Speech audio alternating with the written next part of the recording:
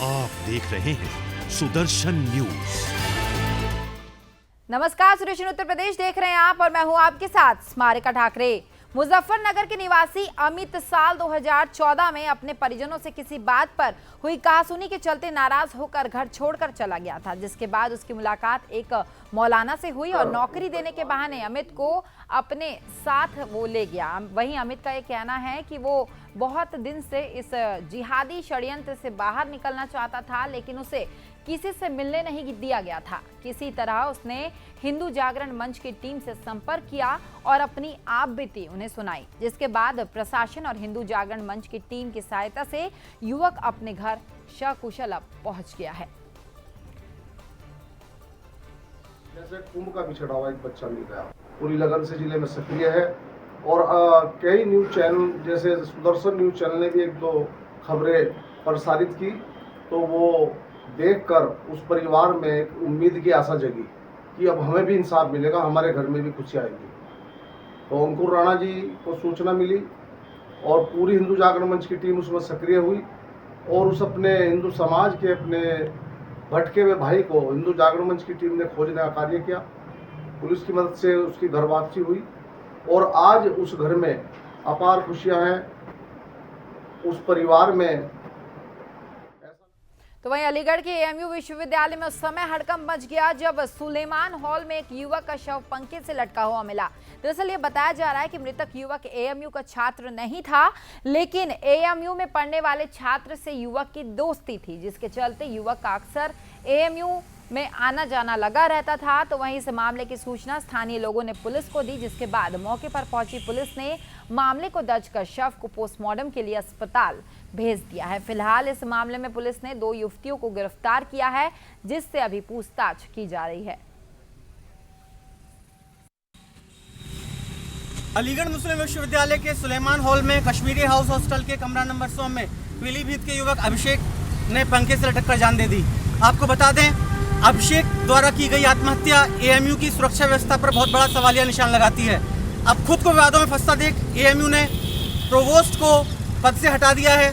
हालांकि पुलिस की माने तो अभिषेक द्वारा की गई आत्महत्या प्रेम प्रसंग का मामला है और देर रात तक युवती से बात करने के बाद अभिषेक ने आत्महत्या की है। लेकिन आपको बता दें, अभिषेक के परिवार ने 2 युवतियों का नाम तहरीर में दिया है और 2 युवतियों पर मुकदमा दर्ज किया गया है। फोन नंबर दोनों युवतियों के स्विच ऑफ आ रहे हैं। पुलिस का मानना है कि शीघ्र युवतियों को गिरफ्तार किया जाएगा। अभिषेक ने आत्महत्या की है या उसकी। तो वही कानून मंत्री बृजेश पाठक ने जिले के कई क्षेत्र का जायजा लेते हुए बीजेपी कार्यकर्ताओं और पदाधिकारियों से मुलाकात की। इस दौरान कानून मंत्री ने बीजेपी नेता हरीश पाठक के आवास पर बीजेपी कार्यकर्ताओं से बातचीत की और साथ ही कानून मंत्री ने मीडिया से रूबरू होते हुए कहा कि सरकार कानून को सर्वोपरि रखकर चल रही है और साथ ही कानून मंत्री ने कहा कि बीजेपी सरकार में किसी के साथ कोई भेदभाव नहीं किया जा रहा है। अगर कोई भी अपराधी अपराध करता है तो उस पर सख्त कानूनी कार्रवाई की जाएगी।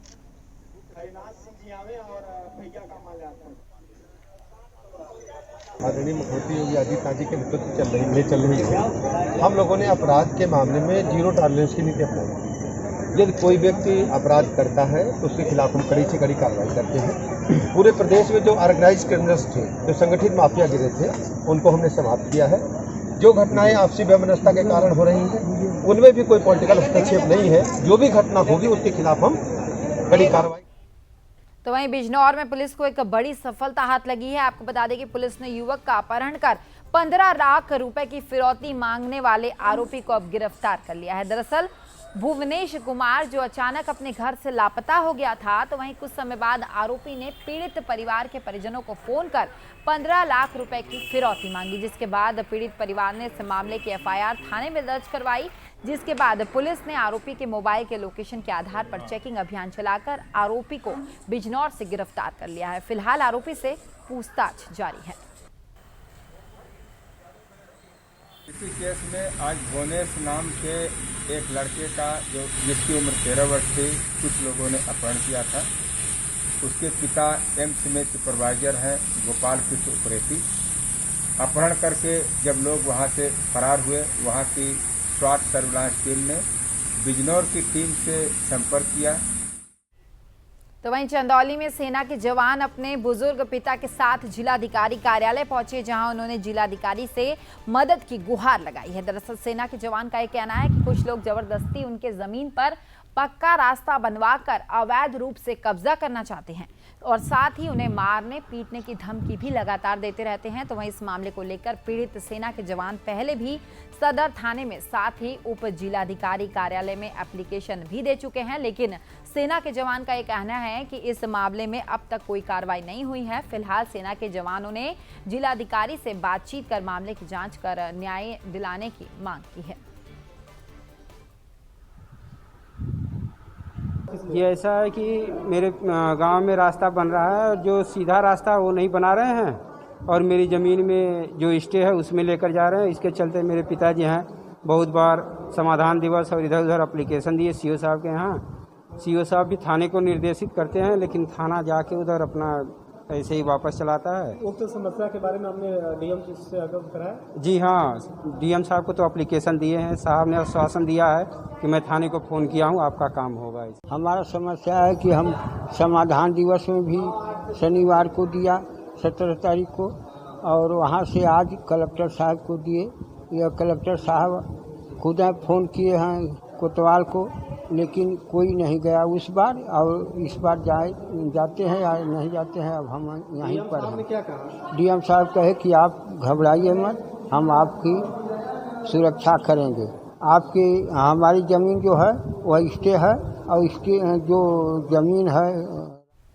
तो वहीं गाजियाबाद के थाना ट्रॉनिका सिटी में प्रशासन की तरफ से समाधान दिवस मनाया गया है। इस दौरान मेरठ के आईजी प्रवीण कुमार भी पहुंचे और साथ ही प्रवीण कुमार ने कहा कि सरकार की मंशा के अनुरूप पुलिस जनता की समस्याओं का निदान करती है।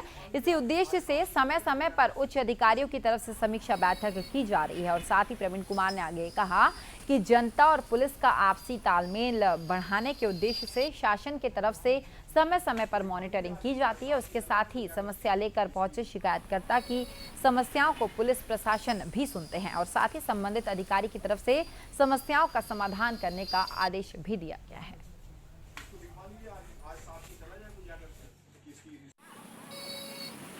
निर्देश है और पुलिस महानिदेशक महोदय का भी आदेश है कि जो जिस तरह से थाना दिवस और समाधान दिवस होता आया था, वो अब कोविड प्रोटोकॉल का पालन कराते हुए उसको पूरी तरह सुनिश्चित किया जाए।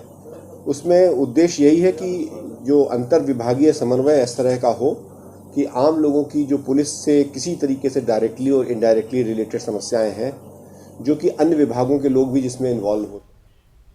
तो वहीं बीजेपी सांसद संघमित्र मौर्य ने ग्रामीण क्षेत्रों का जायजा लेते हुए सामुदायिक केंद्र गुन्नौर वो पहुंची है, जहां कोरोना वैक्सीनेशन हेल्प डेस्क का उद्घाटन उन्होंने किया। और साथ ही सांसद संघमित्र मौर्य ने कहा कि पीएम मोदी का उद्देश्य है कि दिसंबर लास्ट तक सभी व्यक्ति को कोरोना की वैक्सीन लग जानी चाहिए, इसलिए सामुदायिक केंद्रों में वैक्सीनेशन हेल्प डेस्क खोले गए हैं।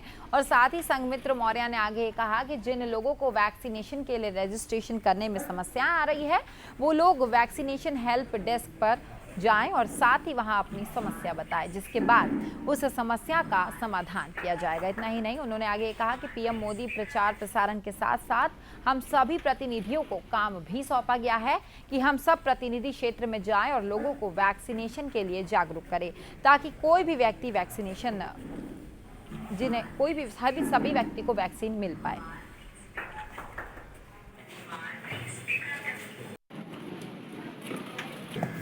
इस देश के यशस्वी प्रधानमंत्री आदरणीय नरेंद्र मोदी जी लगातार कोरोना महामारी से लड़ने के लिए कमर कसे हुए हैं और उनका लक्ष्य है कि दिसंबर लास्ट तक इस देश का हर व्यक्ति वैक्सीनेटेड हो जाए। और इसीलिए उन्होंने मुफ्त वैक्सीन की और लोगों को जागरूक करने के लिए प्रचार प्रसार के साथ साथ हम सारे जनप्रतिनिधियों को भी क्षेत्र में लगाया कि हम सभी जनप्रतिनिधि जाकर के क्षेत्र में लोगों को।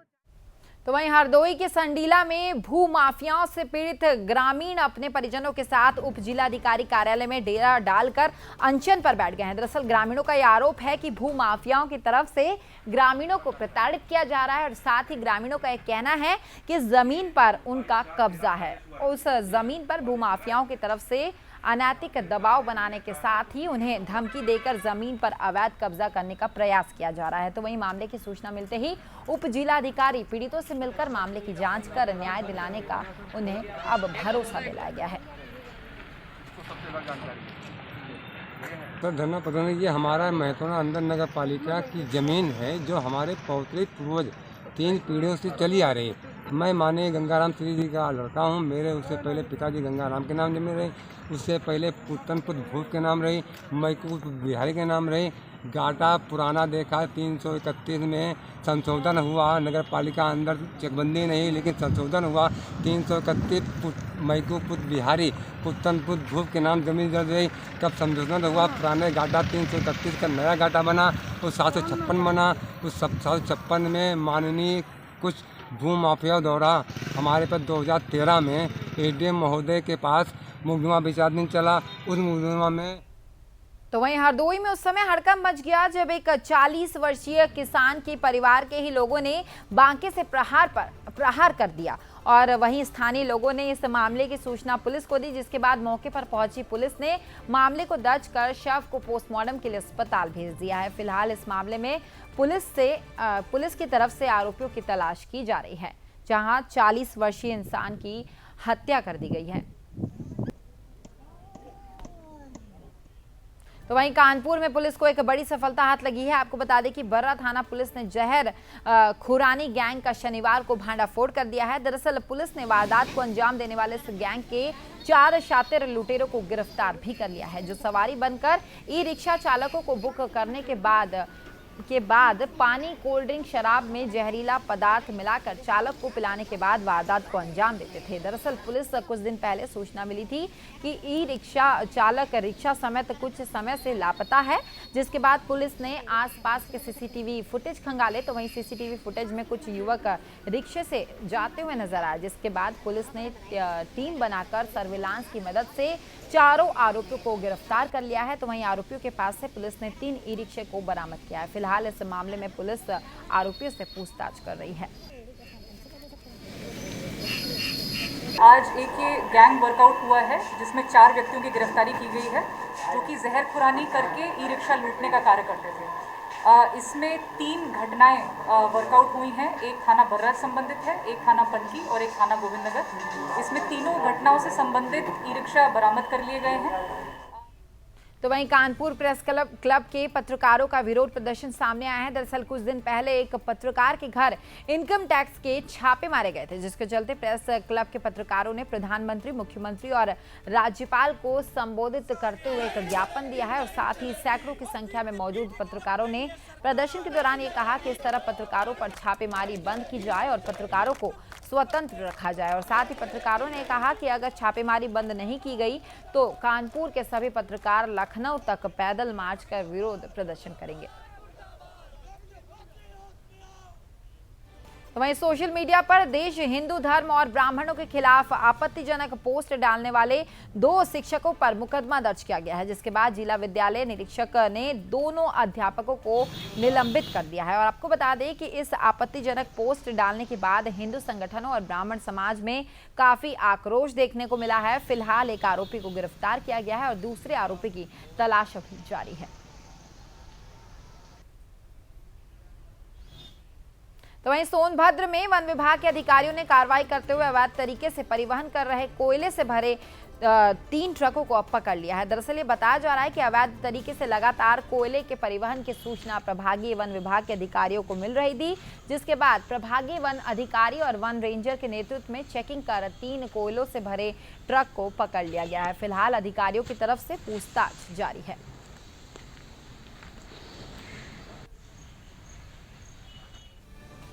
तो वहीं वाराणसी के महमूरगंज क्षेत्र के संत रघुवर नगर में डॉक्टर सपना दत्त गुप्ता के सिर पर हथौड़े से हमला कर उन्हें मौत के घाट उतार दिया गया है। आपको बता दें कि इस वारदात को मृतिका के देवर ने अंजाम दिया है। तो वहीं स्थानीय लोगों ने इस मामले की सूचना पुलिस को दी है। मौके पर पहुंची पुलिस ने घटनास्थल का जायजा लिया। फिलहाल पुलिस आगामी जांच में जुट गई है।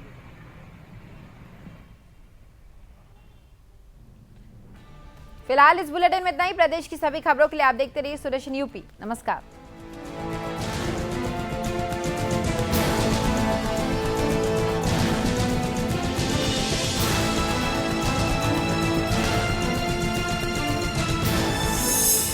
देख रहे हैं सुदर्शन न्यूज।